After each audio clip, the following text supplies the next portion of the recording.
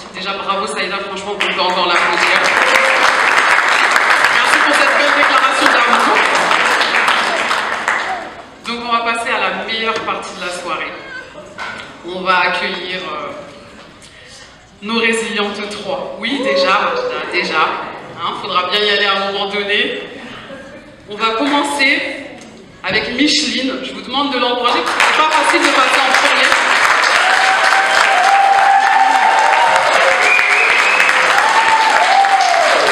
Sachez qu'à cet instant précis, Micheline...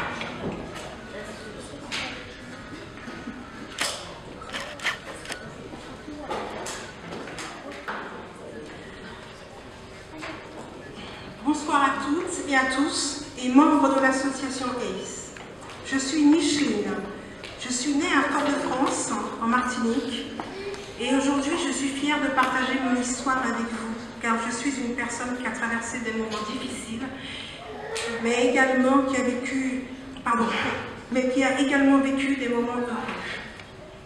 J'ai grandi auprès de ma grand-mère, ma maman, une femme aimante et bienveillante, une résiliente, une femme forte qui a joué un rôle essentiel dans ma vie et dans mon éducation. Elle a laissé une trace indélébile dans mon cœur. Elle est ma source d'inspiration. Elle a marqué à jamais ma vie. Sans crier garde, ma mère a décidé de m'enlever à elle pour un départ vers la France. J'avais 11 ans. Ce fut un éloignement et un déchirement extrêmement brutal, autant pour elle que pour moi. Elle a lutté contre une profonde tristesse qui a finalement eu raison d'elle 5 ans après. Je l'aime et je lui serai éternellement reconnaissante de la manière dont elle m'a élevée et pour les valeurs qu'elle m'a transmises. Dès mon arrivée et jusqu'à l'âge de 20 ans, je suis passée par des périodes tumultueuses avec ma mère et mon beau-père. Je me suis sentie incomprise, blessée, abandonnée, maltraitée. Par moments, je me sentais invisible. Elle a laissé entrer de la haine et de la violence dans son foyer. Elle a fait preuve d'une grande négligence envers moi. À force de déménagement, d'expulsion, de passage au motel miteux, et cela, quelle que soit la saison, j'ai commencé à ressentir une haine profonde envers elle. Pourquoi je vis ça? Pendant longtemps, je me sentais obligée de cacher mes émotions pour ne pas la déranger. Pourquoi ne m'aimait-elle pas? La réponse reste inexistante à ce jour. Tout cela a créé un profond mal-être en moi. Je faisais face à une mère muette et un fossé s'est installé entre nous du fait que je ne me suis jamais sentie aimée. Tous ces moments ont eu un impact négatif sur moi. J'ai ressenti de la douleur, de la colère, de la frustration, de l'indifférence, une totale injustice accompagnée de beaucoup de cris et de pleurs. Après cela, je me suis jurée d'être forte mentalement. J'ai trouvé en moi le moyen de m'adapter et de changer ma manière d'être en pensant à ma grand-mère. À 22 ans, j'ai eu ma première fille. Elle a littéralement changé ma vie. J'ai su que je ne pouvais aimer, j'ai su que je pouvais aimer et me sentir aimée en retour. 3 ans après, j'ai décidé de changer de vie. C'est alors que j'ai rencontré le père de mes 2 filles. Mes 2 autres filles, pardon. Cap-Verdien, dont j'ignorais l'existence de ces îles avant de le rencontrer. Avec qui j'ai eu des moments heureux pendant 15 ans. Merci à toi.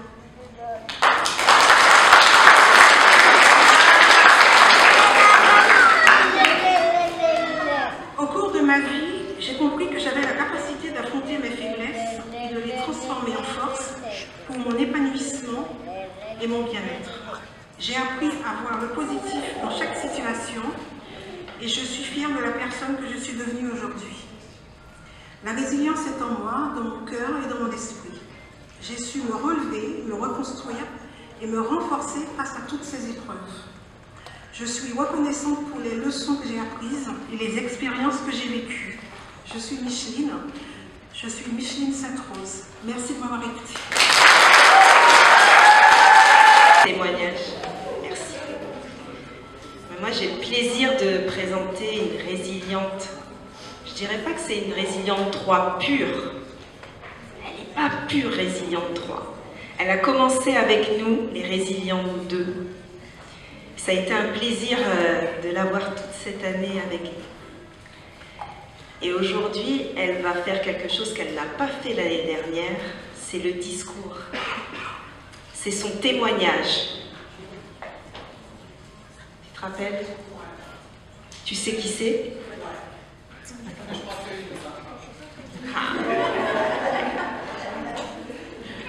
Karine, c'est à toi. Bonsoir.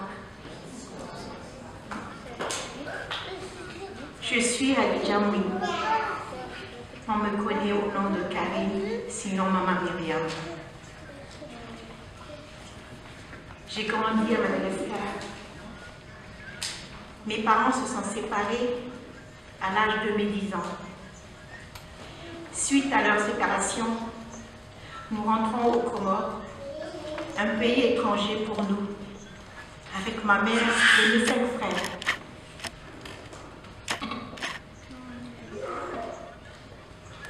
Elle était très combattante, elle a toujours travaillé pour subvenir à nos besoins.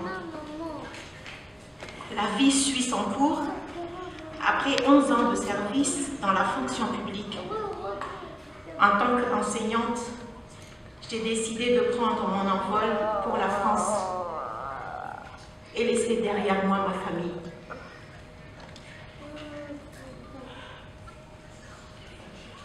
En arrivant en France en 1998, je suis hébergée. Mes cousines, un coup côté paternel, un coup côté maternel. C'était une période très difficile, sans papier, en travaillant au noir et au boulot ventre à chaque fois que je sortais. J'ai connu le père de mes enfants un an après. Le 1er juin 2000, nous avons eu notre premier enfant, Ben Saïd. Quelques mois plus tard, nous apprenons une nouvelle grossesse. Les grossesses étaient trop rapprochées, donc je ne souhaitais pas la garder. Lui souhaitait garder, mais moi, pas prête. Déterminée à le retirer, j'attends les procédures d'IVG. Durant les étapes de cette intervention, j'ai dû effectuer une échographie. La sage-femme m'annonce que j'attendais des triplés. J'étais seule lors de cette échographie. Bouleversée, j'appelle mon mari. Je lui dis de venir me récupérer. Il était inquiet. Nous étions dans la voiture, je lui tends l'échographie. Il regarde, il comprend, il sourit et il me dit « Alors, tu vas faire quoi ?» Je lui ai dit « Je garde ».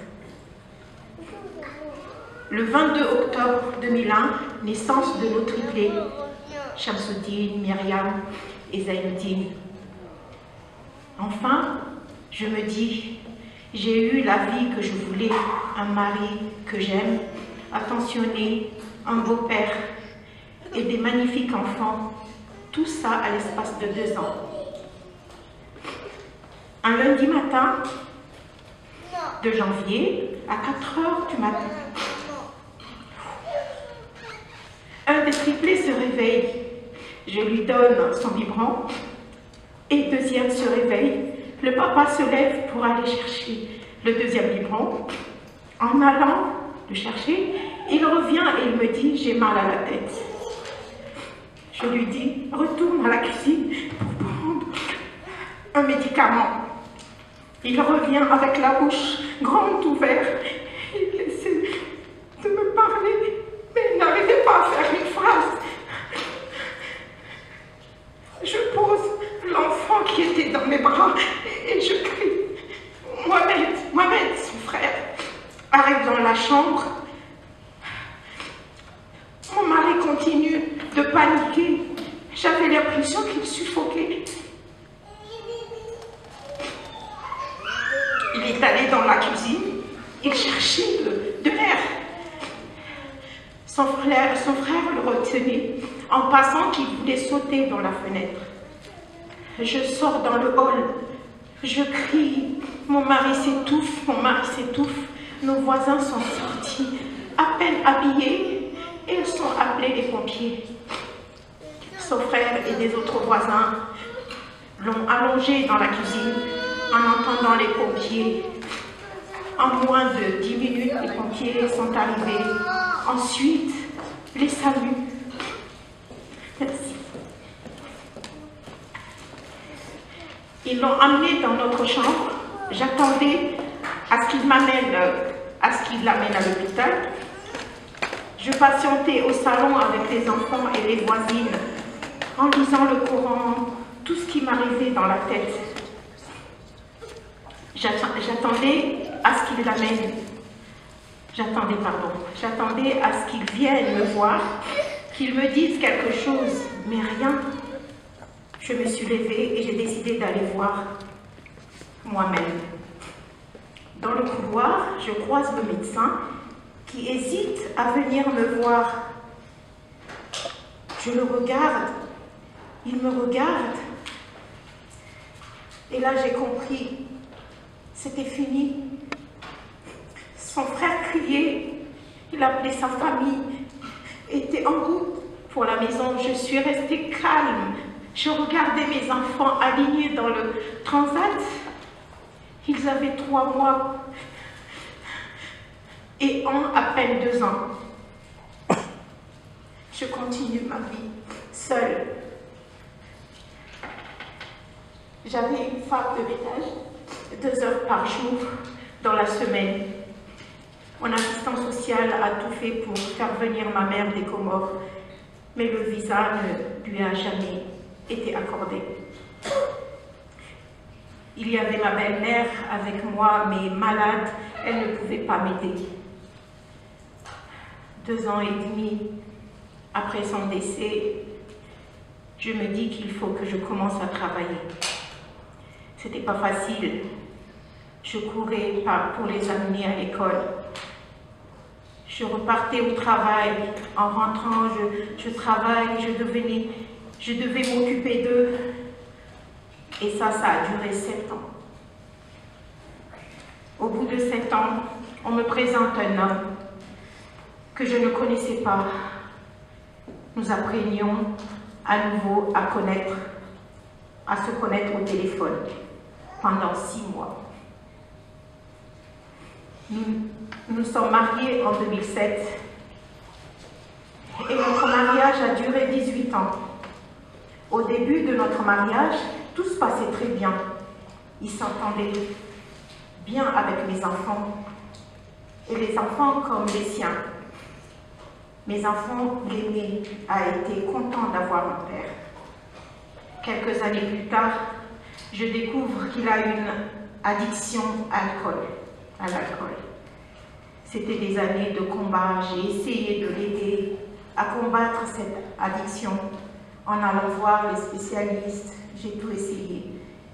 Mes enfants ont grandi, elles ont commencé à comprendre la situation. Ils ont essayé aussi de m'aider, mais personne ne peut aider une personne qui ne veut pas s'aider soi-même. Les dernières années de notre mariage, mes enfants n'avaient plus de patience et moi aussi. On avait honte de la situation vis-à-vis de nos voisins, de nos entourages et notre famille qui ne supportait plus. Au début de l'année 2025, il sort de nos vies.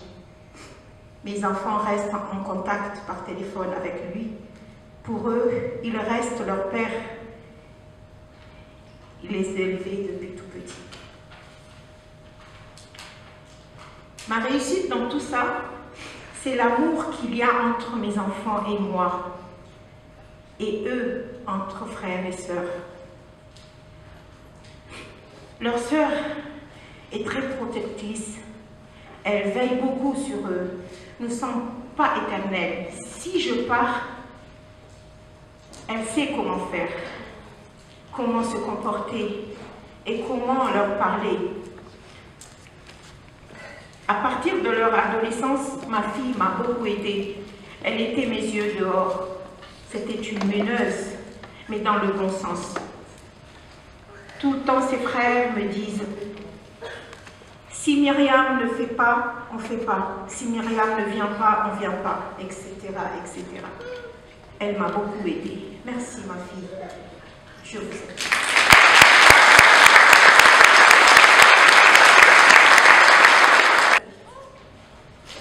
Je suis la fille de parents d'immigrés qui m'ont élevée du mieux qu'ils ont pu, dans ce que j'appelle ma France. Je suis un produit typiquement bleu, blanc, beurre, fière de l'être. Cela m'a aidé à me construire. Bien évidemment, j'ai dû gravir, prouver, confirmer ma place dans cette société qui est pour moi pratiquement patriarcale. Et pour moi, j'ai réussi.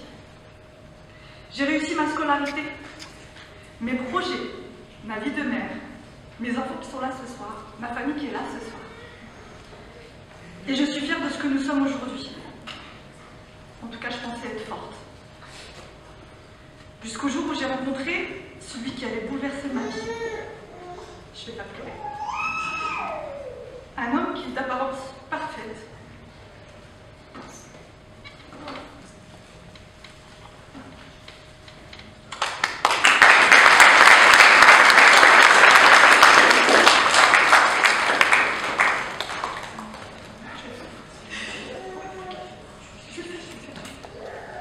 Mais qui s'est révélé tout autre.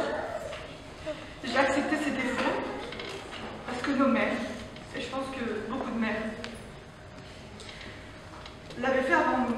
Ils m'ont dit de patienter, d'écouter, d'apprendre que c'était normal, disaient-elles. Alors j'ai patienté. Ces mœurs que d'ailleurs je ne comprends toujours pas. Et puis sans même me rendre compte, je me suis oubliée. J'ai perdu cette force qui m'animait. Salma, moi, je n'étais plus. Alors je me suis éteinte. J'ai subi ces violences, cet harcèlement quotidien, et j'ai supplié. Et sans comprendre comment, je me suis retrouvée prisonnière. J'étais à sa merci. Moi, cette mère de famille, aimant plus que jamais, je ne voulais plus vivre. Je pensais que mes enfants seraient mieux sans moi. Je me disais après tout, comme il disait lui, c'est de ma faute. Alors je me suis isolée. Il m'a isolée. Et je l'ai cru.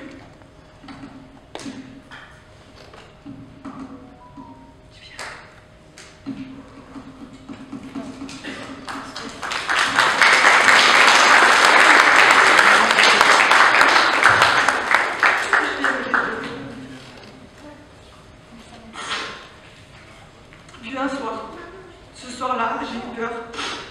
Et j'ai eu très peur. Les enfants dormaient. Et il a tenté de me jeter par la fenêtre.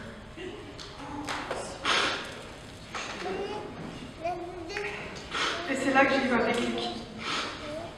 Pour eux, pour moi, et surtout pour mes enfants.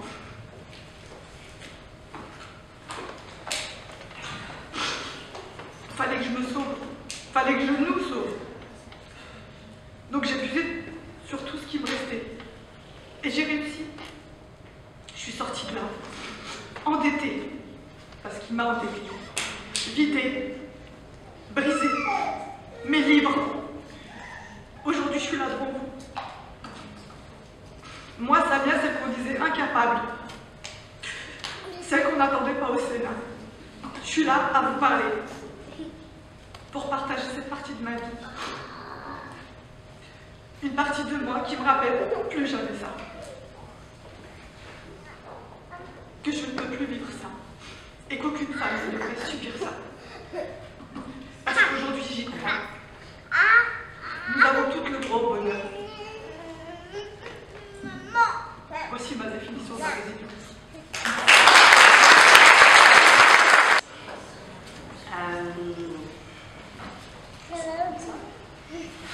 Merci d'abord aux résilientes de m'avoir accueillie. Petit message à Léonce, je vais parler sur la résilience, mais je ne savais pas du tout elle aussi le faire. Voilà, ça s'est tombé comme ça. Alors, on m'a souvent dit, j'adore ta capacité de résilience. Waouh, quelle résilience tu as, sans jamais vraiment me reconnaître dans ce monde. C'est vrai que j'ai toujours été capable de me sortir de situations difficiles et traumatisantes depuis mon plus jeune âge. Je ne sais pas vraiment d'où venait cette force surhumaine qui me faisait, qui m'a amené à sortir d'un schéma familial toxique ancré depuis des générations, ou encore ce qui m'a poussé à devenir l'ami de ma maladie plutôt que son ennemi. Je suis porteuse de la maladie qui s'appelle la drépanocytose, avec sa forme la plus sévère, c'est-à-dire que ça se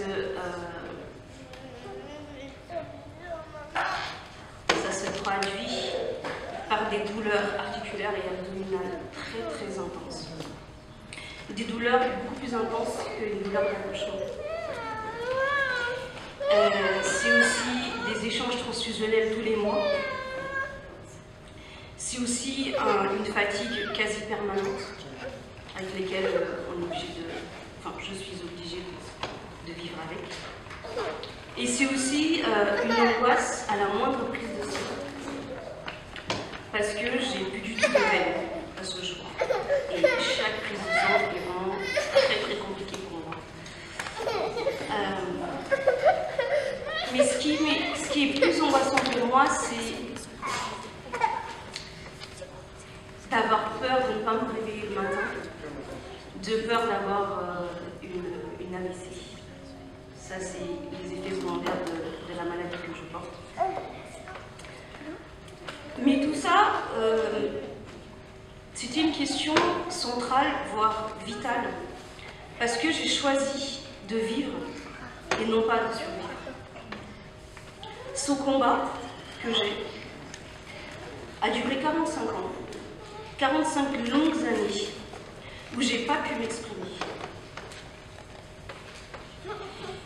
J'ai pas pu ressentir des émotions, j'ai pas pu aimer, j'ai pas pu être moi-même simplement douce. Puis, à l'âge de 11 ans, j'ai subi une immigration avec cette obligation de devoir apprendre le français, de devoir apprendre de nouveaux codes sociaux et aussi d'essayer de trouver ma place. Ça a été quelque chose d'extrêmement compliqué pour moi, surtout que j'étais toute seule. Depuis un très long moment, mon corps a essayé de me parler. Il m'a lancé beaucoup de signaux, sans vraiment que je prenne conscience de ce qu'il voulait me dire. Puis un jour, il m'a pas laissé le choix. Et ça s'est traduit par des colères extrêmement violentes, qui venaient vraiment du fond de mes tripes, et qui était impossible pour moi de les contrôler. Mon corps et mon cerveau à ce moment-là ne répondaient plus du tout. À cet instant, j'ai pris conscience que je devais prendre soin de moi. C'était une question de vie ou de mort. Et j'entends souvent la phrase « il n'y a pas de hasard, il n'y a que des belles rencontres ». Et c'est ce qui se produit pour moi aujourd'hui. Parce que j'ai jamais fait des rencontres qui ont été aussi marquantes et déterminantes dans ma vie qu'avec celle que j'ai eue avec ma fille, qui me présente aujourd'hui. La personne avec qui je partage ma vie aujourd'hui, et aussi les résilientes. Merci à vous de m'avoir accueilli.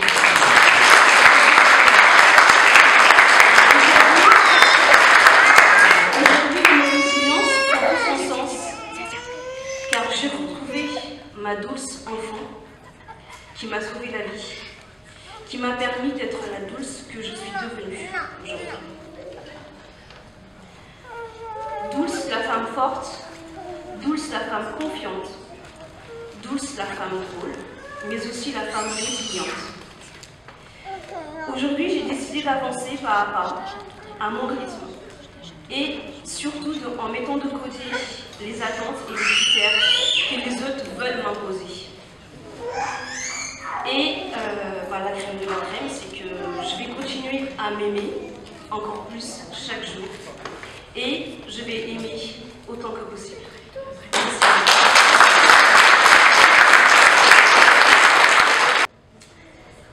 Mesdames et messieurs,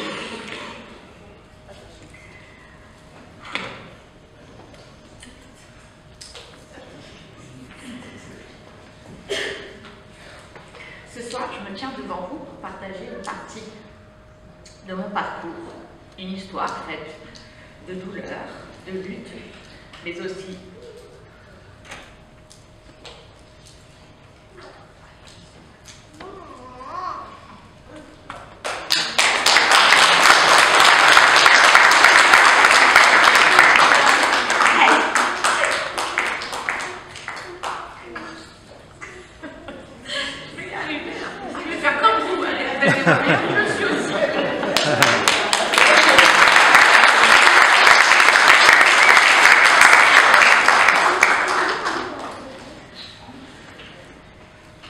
comme je vous le disais, c'est une histoire faite de douleur, de lutte, mais aussi d'amour et de résilience.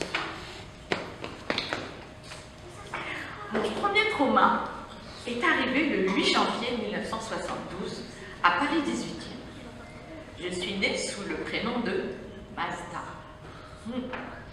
Et oui, maman, avec son accent de Meknès, a dit à la sage-femme Mesda. Mejda, avec l'accent Meknès, Mesda. Donc c'est resté Mazda. Marocaine d'origine, musulmane de confession, j'obtiens la nationalité française à 16 ans par le tribunal de Gonesse. Depuis, je ne sais combien de fois la loi a changé, évolué, pour que d'autres enfants puissent aussi accéder à ce droit. À 17 ans, deuxième trauma, j'apprends que les assurances ne prennent pas en charge le rapatriement d'un corps si la personne s'est suicidée. Mon père, dans sa folie, a tiré sur nous et dans un dernier acte d'amour et de douleur, s'est tiré une balle dans la tête. On peut penser que le monde s'est arrêté. Mais non. Une nouvelle vie a commencé. Comme je le disais justement à ma mère, c'est ma mère qui le disait. Nous étions une famille enfermée dans une cage à oiseaux qui s'ouvre d'un coup. Ouf, comme une délivrance. La force de cette femme a été une lumière dans l'obscurité. Je reste là, regarde. Déracinée, maltraitée, elle a élevé toute seule ses enfants avec une tendresse infinie, dans le partage, le respect de l'autre et l'empathie. Sa foi et sa résilience ont fait de nous des êtres debout, fiers et libres.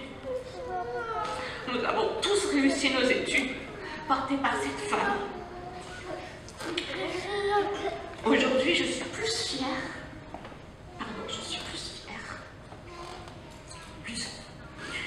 Plus fière d'elle. Elle est l'héroïne de ma vie. Le symbole d'un amour inébranlable.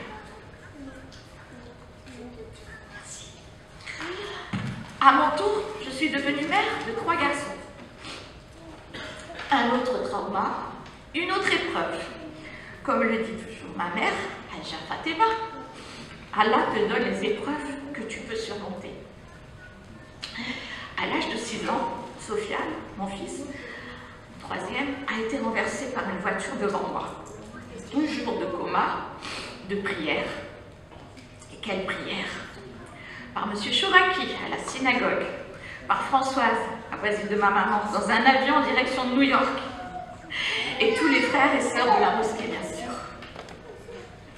Après son réveil, il a passé 9 mois, le temps d'une grossesse, à l'hôpital en rééducation. Comme lui, que j'appelais Iron Man, je devenais guerrière. Guerrière à la maison, je divorçais à ce moment-là. Au travail, je prends une direction d'école. Et surtout à l'hôpital, quand j'allais le visiter. Les personnes qui m'ont entourée, ma mère, mes frères, et ma sœur. Ah, ma sœur.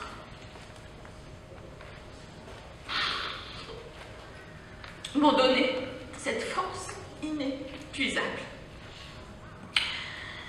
Aïe, quelle aventure.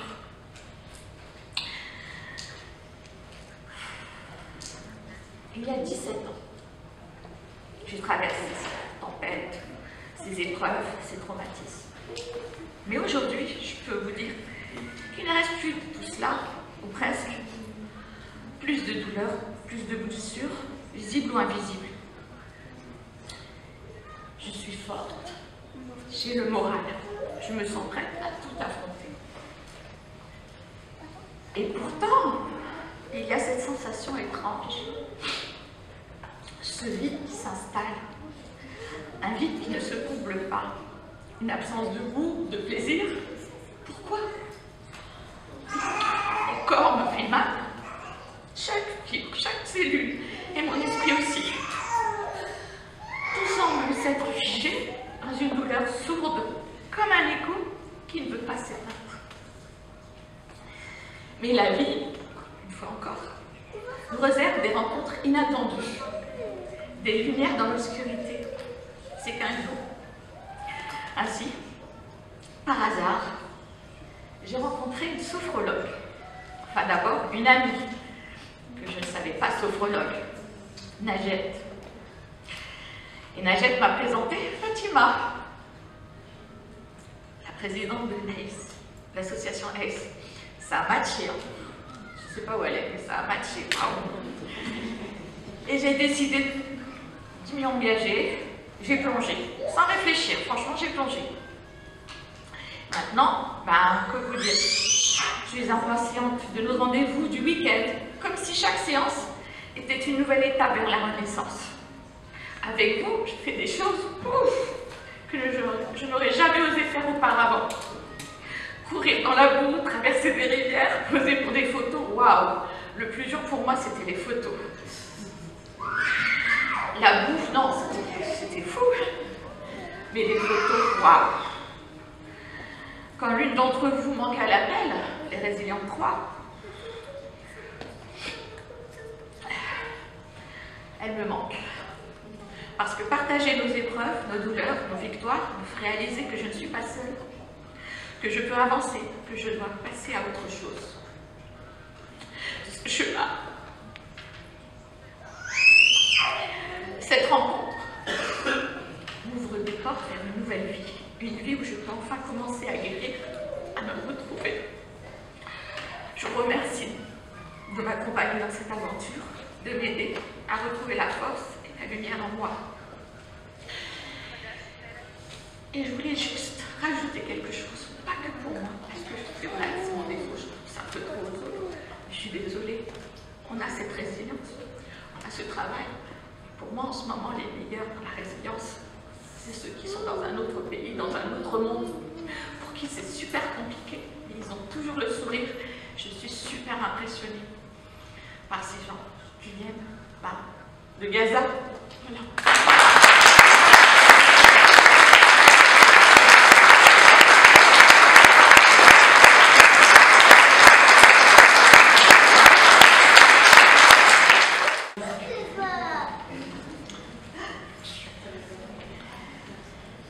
Bonsoir à tous et bonsoir à toutes. Chers amis et chers résilientes et chères familles. Je suis Linda, j'ai 30 ans. J'ai grandi en Algérie, dans un village qui s'appelle Boussélem. J'ai étudié en Algérie, puis je me suis mariée très jeune, à l'âge de 20 ans, avec un cousin de la famille, un cousin proche qui vit en France. Un amour fort et intense. Du coup, on a le même nom de famille. Ce qui est tout à fait d'accord. Désolée.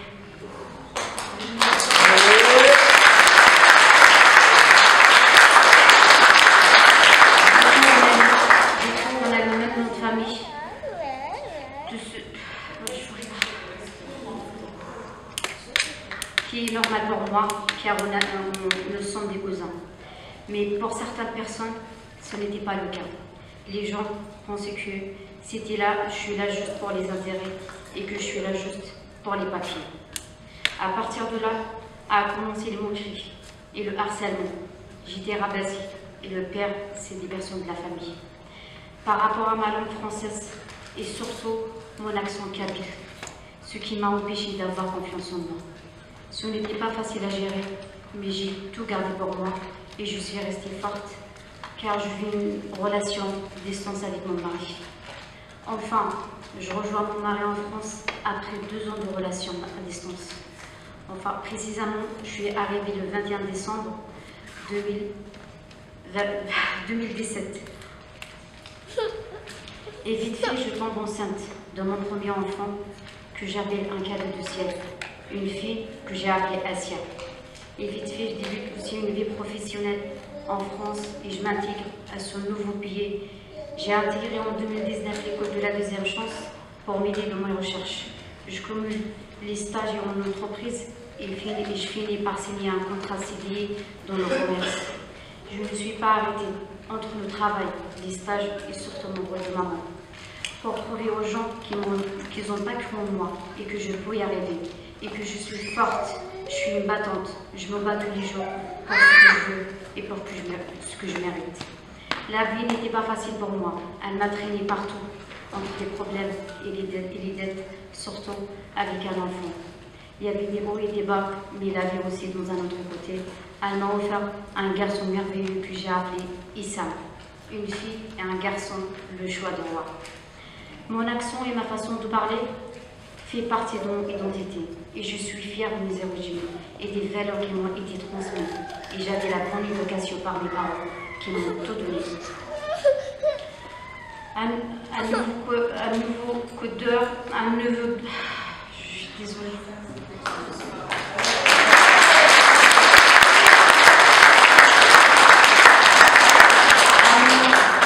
Un moment dur pour mon mari, qui perd son papa en 2022. Mais aussi, c'était dur pour moi, car j'étais très proche de mon grand-père. Il était toujours là pour moi. Et quelques mois plus tard, j'ai accouché de mon 3e enfant, qui nous avons donné le même prénom, Mohamed Chérif. C'était un sentiment bizarre, assez bizarre, partagé entre la peine et la joie. On y retrouvé le réconfort auprès de notre nouveau-né et de nos enfants pour surmonter ces épreuves. Aujourd'hui, je me suis prise en main et j'ai décidé de vivre à ma manière.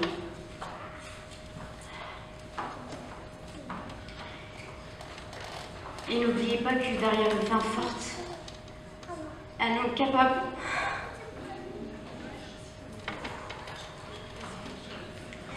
si je suis là aujourd'hui, c'est grâce à lui.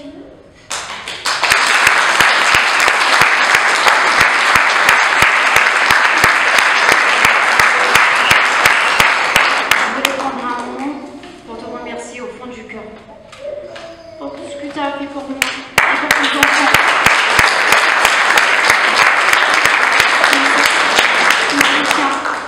Ta présence me touche profondément.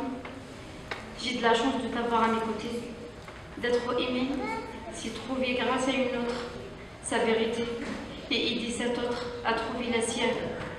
C'était pas facile pour nous, c'était pas facile surtout pour toi, et pour moi.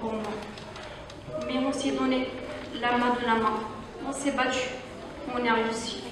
Nous sommes ensemble, dans nos cœurs, et nos cœurs en main.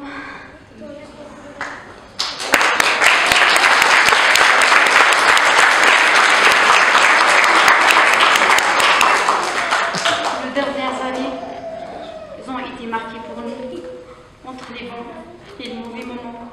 Mais finalement, on n'a jamais abandonné. On n'a pas baissé les bras. Merci d'avoir crié avec moi, une si belle famille. Je t'aime, je t'aimerai jusqu'à la fin.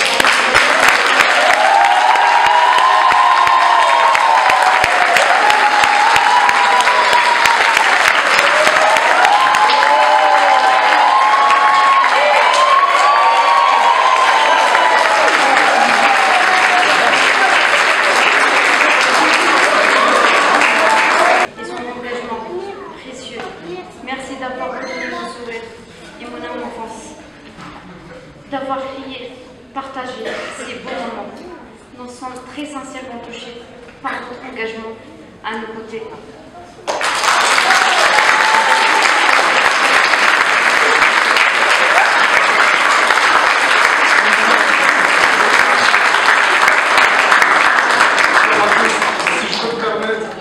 J'ai pas préparé le discours, mais du coup, avec ce qu'elle vient de dire là, je tenais aussi à la féliciter. Bravo à elle, bravo pour son engagement, bravo pour tout ce qu'elle a fait depuis qu'elle est avec cette association. Très sincèrement, ça a changé beaucoup de choses dans notre vie. Vous vous rendez peut-être pas compte pour certains, mais pour nous c'est énorme. Elle a pris un coup de boost réellement. Ça l'a transformé et très sincèrement, ça fait du bien à la maison. Et encore merci à la